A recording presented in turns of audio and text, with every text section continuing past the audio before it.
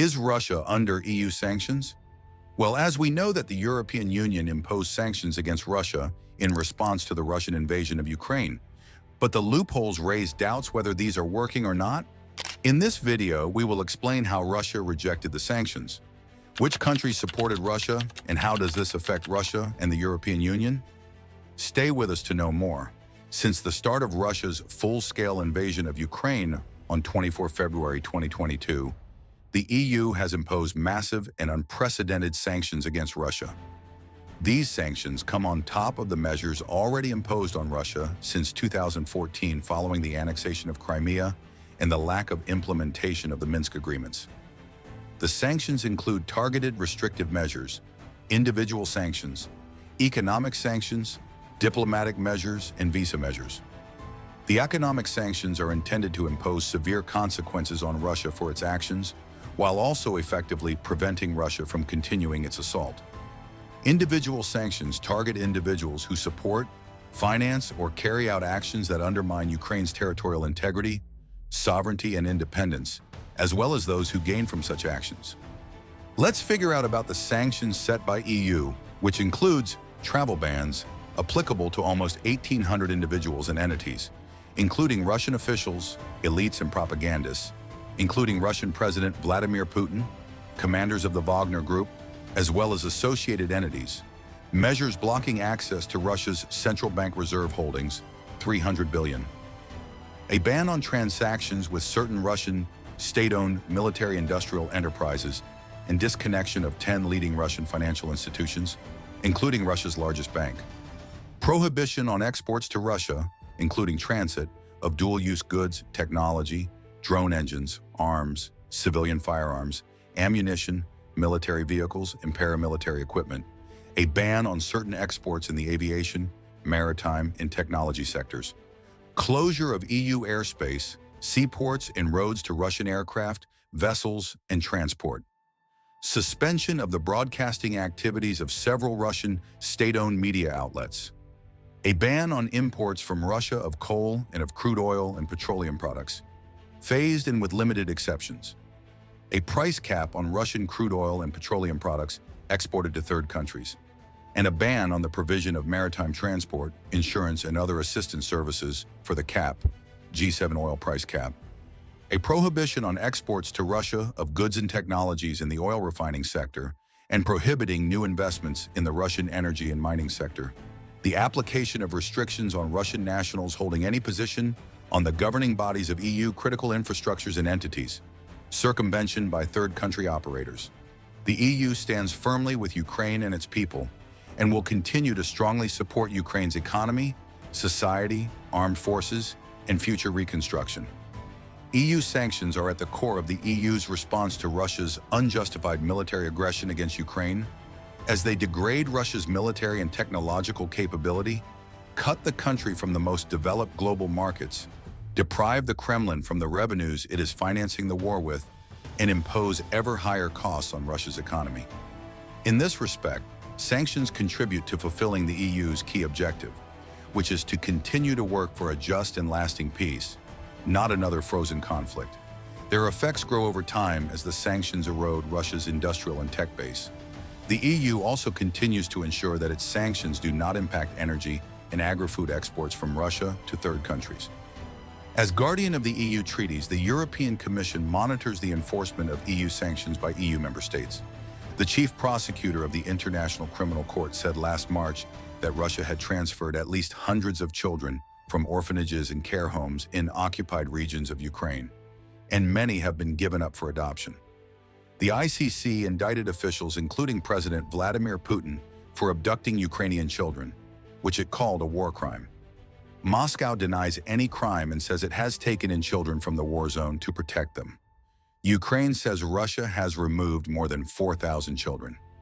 Russia has also adopted new methods for circumvention in response to sanctions, and in particular those relating to its global trade in oil and gas.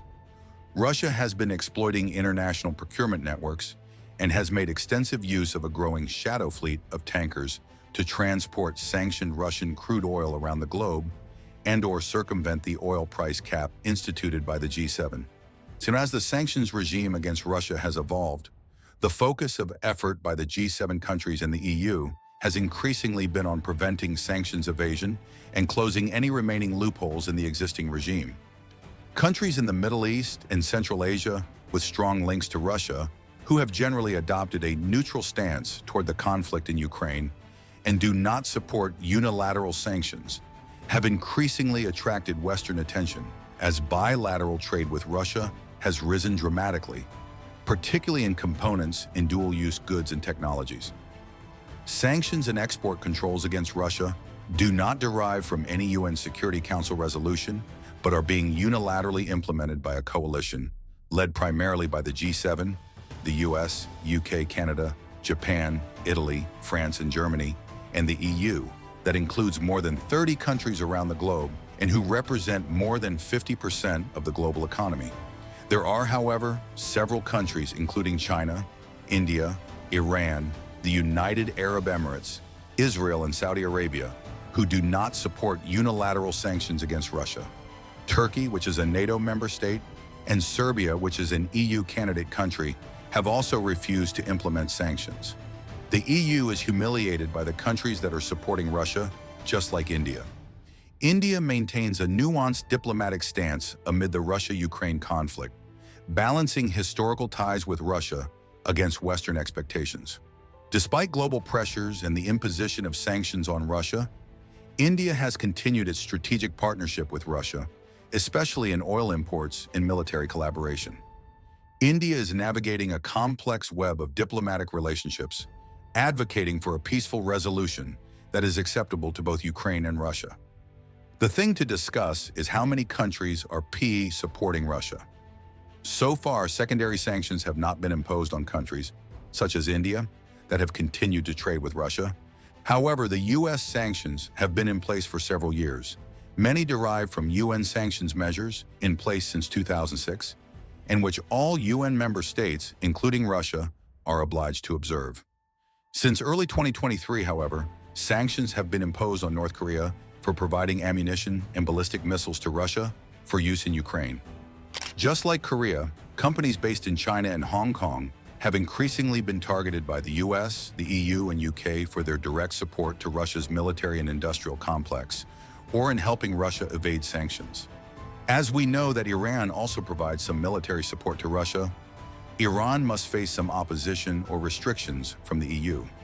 October 2022, sanctions have also been imposed in response to Iran's military support to Russia, specifically the transfer to Russia of Iranian unmanned aerial vehicles, which have been used to target Ukrainian civilian and critical national infrastructure.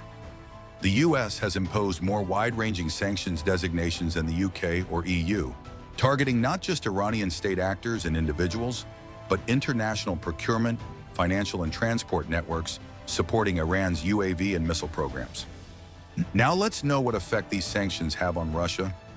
Basically, the Russian ruble has had a period of turbulence since Russia invaded Ukraine in February 2022, dropping to a record low of 150 rubles to $1 in $2 weeks after the start of the war, before recovering sharply.